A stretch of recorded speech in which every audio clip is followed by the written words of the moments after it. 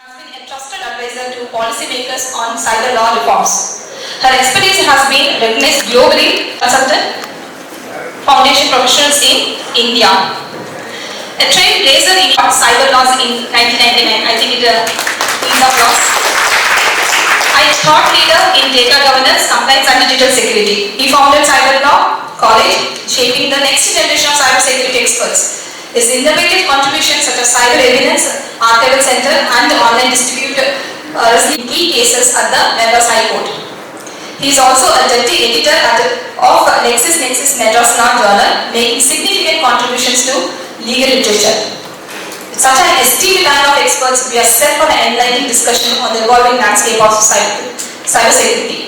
Without further ado, I invite Justice Mr. P.M. Prakash, our panel to take charge of the session along with our esteemed panelists. Let's give them a big...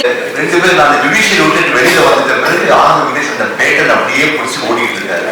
எங்களுடைய ஒத்துழைப்பு பாத்தீங்களா, நாங்க பேசிக்காக ரெண்டு பேரும் blue shirt போட்டு வந்திருக்கோம். அந்த அளவுக்கு எங்களுடைய ஒத்துழை இந்த மாதிரி ஒத்துழை எங்கேயுமே இருக்காது.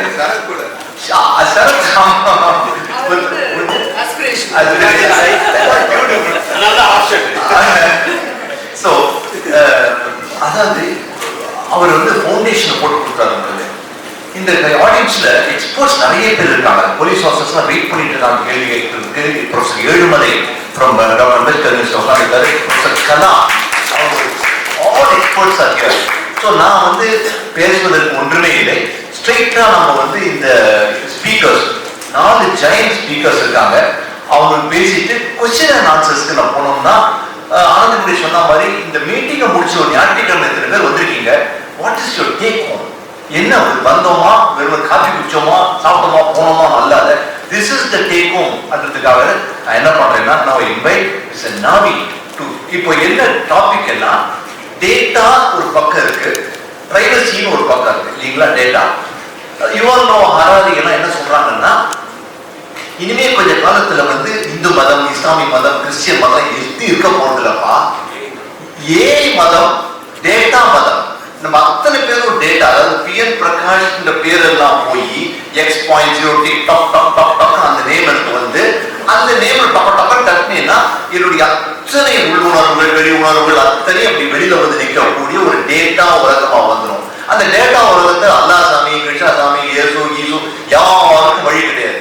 அது எல்லாம் அல்கோரிதம்ஸ்க்கு தான் இனிமே இருக்க போற ஒரு இதுன்னு சொல்லி யுவானோ ஹராரி மாதிரி இது பண்ண சொல்றாங்க. ஆனந்த் சொன்ன மாதிரி எவல்யூஷனரியில பிசிக்கல் எவல்யூஷனரியில் நம்ம உலகம் நம்மளோட மைண்ட் இவால்வ் ஆயிருக்கே தவிர இந்த சைபர் ஸ்பேஸ ஜீர்ணித்துக்குள்ள அதை ஹேண்டில் பண்றதுக்கு லெவலுக்கு நமக்கு இன்னும் இவல்யூஷன் ஆகல. அதனால இந்த தட்டு திருடமானது நம்ம இந்த மாட்டிக்கிட்டு இருக்கிறோம். எனக்கும் பல கேள்விகள் இருக்கு இவங்களெல்லாம் கேட்கறதுக்கு. எனக்கும் ஐ எம் ஆல்சோ ரியலி ஒரு இதுக்கு தான் வந்திருக்கிறேன். Therefore, with this little introduction, I request Mr. Naavi to kickstart the thing. ஒன்று மட்டும் தெளிவா சொல்றேன், இது சாலமன் பாப்பையா நடத்துற பட்டிமன்றம் கிடையாது. கர்ணனா கும்பகர்ணனா யார் உயர்ந்தவர், டேட்டாவா ப்ரொடெக்ஷனா ஆகிறதெல்லாம் கிடையாது. எல்லா எக்ஸ்பர்ட்ஸும் அவங்களுடைய கருத்தை பேச போறாங்க. நீங்க இருக்கிற கேள்விகள் கேட்க போறீங்க. நம்ம கடைசியில வந்து எப்படி அதை டேக் ஓவர் பண்றோம்ன்றத பார்த்துக்கலாம். Thank you. With this, I request Naavi. ஒரு 10 நிமிஷம் நாவி சார். இது பார்த்துக்கோங்க. என்ன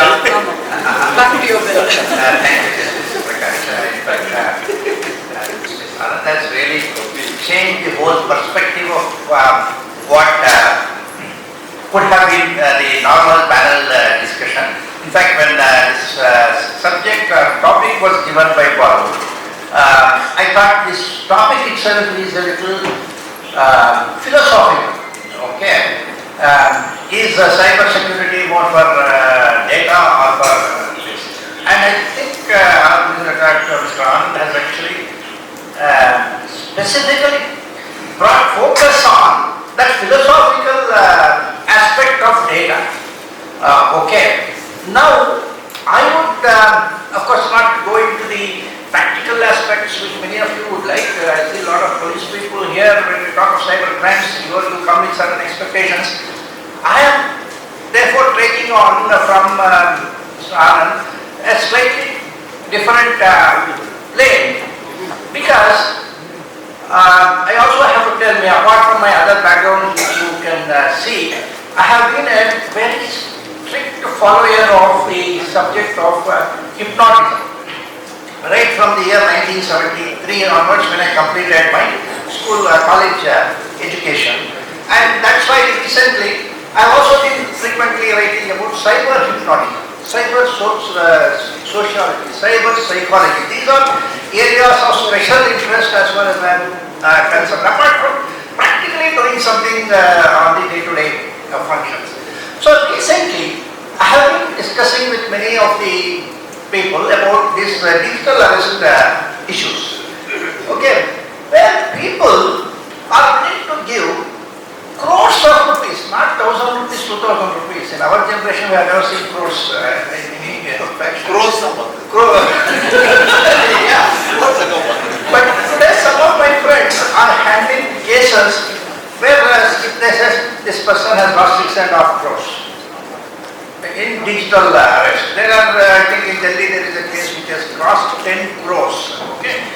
Now, how is it possible for a person who is otherwise educated, a doctor or somebody, he is not an illiterate person, how can he be convinced that he is under digital arrest? Okay. The concept which is no longer, it is not there at all, but somebody has made him believe that there is something called digital arrest, and for which he is willing to take out his life savings and pay it out. See, it is not like a robber who puts a gun on your head and you give him 10 crores. Okay. Here, this person himself is entering his password and withdrawing the money and giving it away. So, in terms of psychological reasoning, it has been very difficult for me to understand why do people go to that extent. Even in hypnotism, we normally say that you cannot make a person do things which he is, in principle he is not willing to do. In the case, you cannot, normally say, I don't know whether it's really true, we say people cannot be made to kill another person in hypnotic state because his basic attitude does not allow that kind of a thing.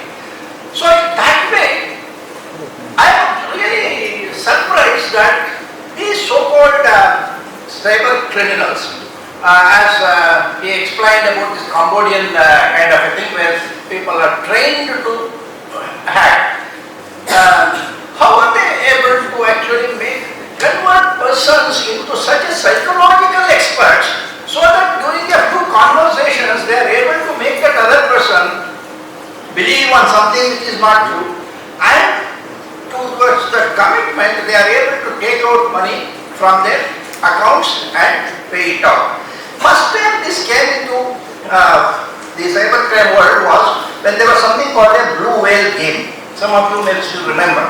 In that blue whale game, there were people who were able to convince a young mind. It was actually cyber hypnotism they did actually through Facebook chat or something like that, and make that person injure himself or commit even suicide. Okay. So this was something which made us believe that in the old concept under hypnotism that you cannot make a person to kill himself because it is against human psychology that one can kill himself. Okay. So when we learned about hypnotism, we were told that hypnotism cannot do that kind of a thing. You cannot damage the society kind of a thing. But today it seems that maybe they were wrong or they were trying to convince me about that. But today it is possible for hypnotism to make a person to kill himself. Well, that was proved by this blue whale. And now these people are making the victims take out money from their SBI account, take out money from their fixed deposit account and transfer, and sometimes even take loans and give. Okay. So psychologically, how is it happening? It cannot happen unless they are under a cyber hypnotic trance. Okay. How people are able to do that? That is for us to discuss separately. But that is a fact. In fact, I told my lawyer friend, please use this as a defense case. tell the judge that this person was not in his state of mind to actually have given away this money. So that, therefore, this is an action, because otherwise anybody will say that he himself has entered the password, there is no hacking, there is no phishing.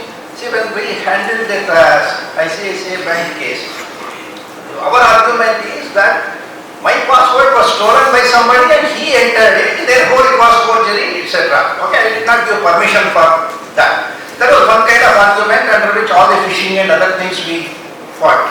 Okay. But this was a case where I cannot argue that, because this person himself has given away his OTP, or not even OTP, he has actually taken it on and given it away.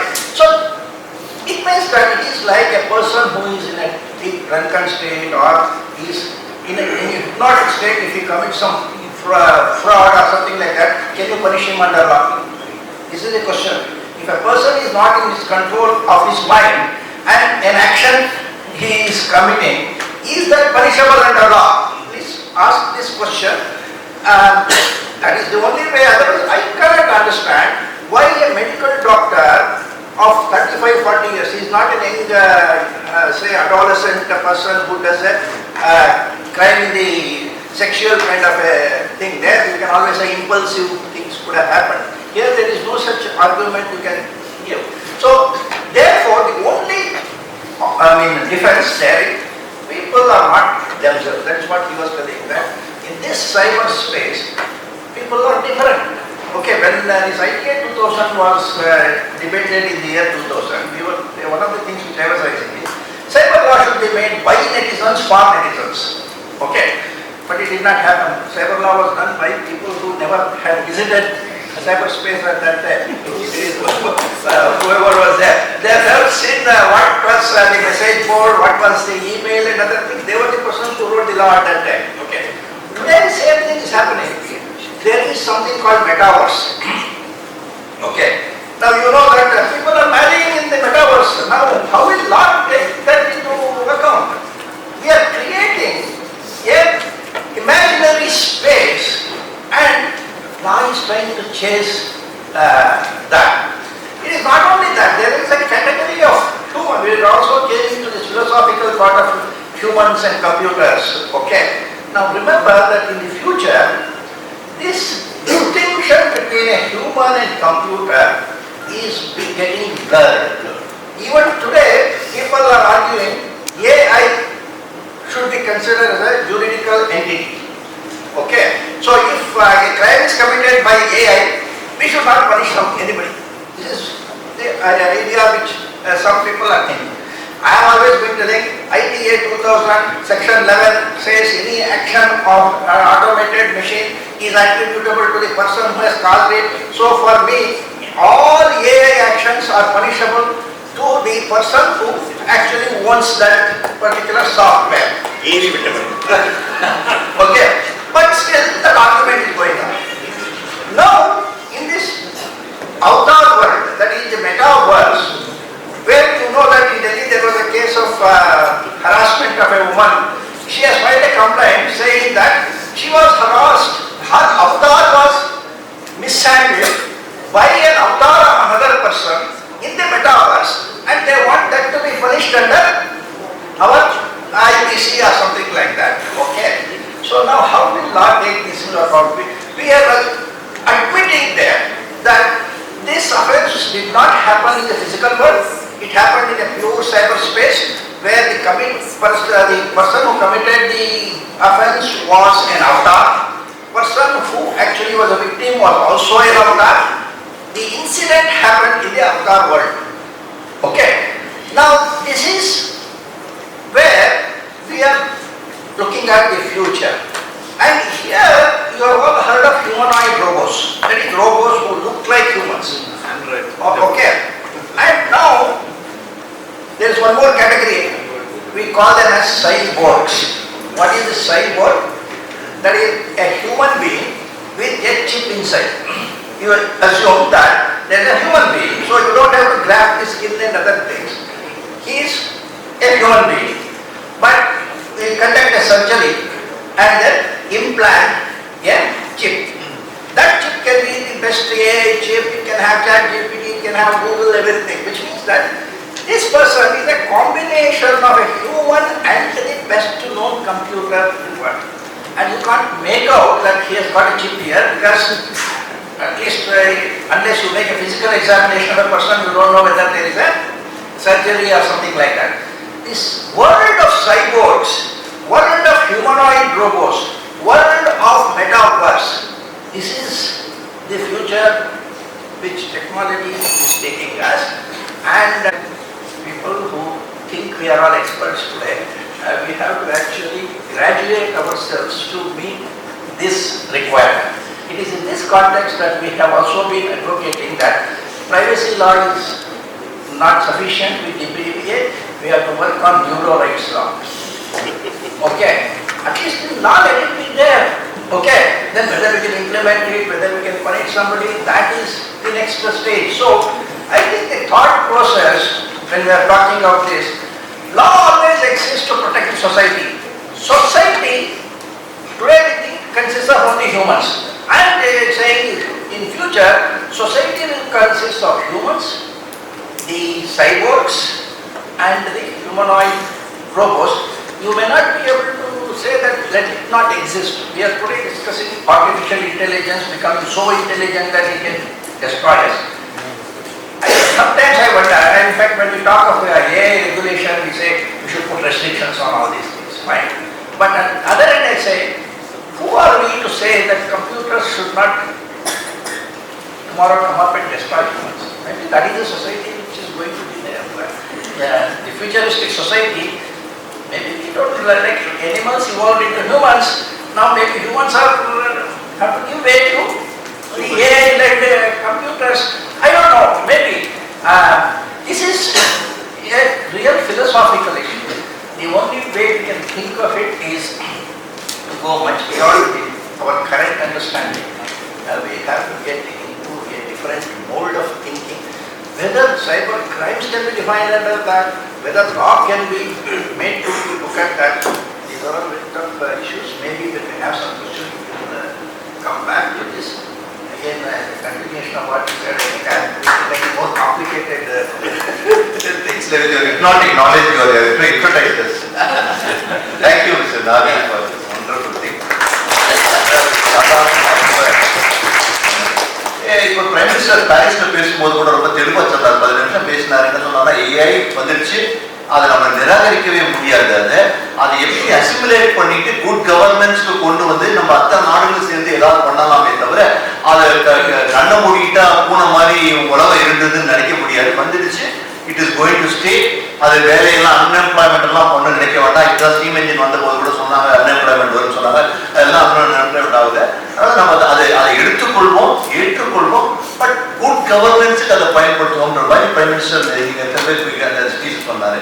நம்ம export பண்ண வேண்டியதான். Request நப்பிங் to take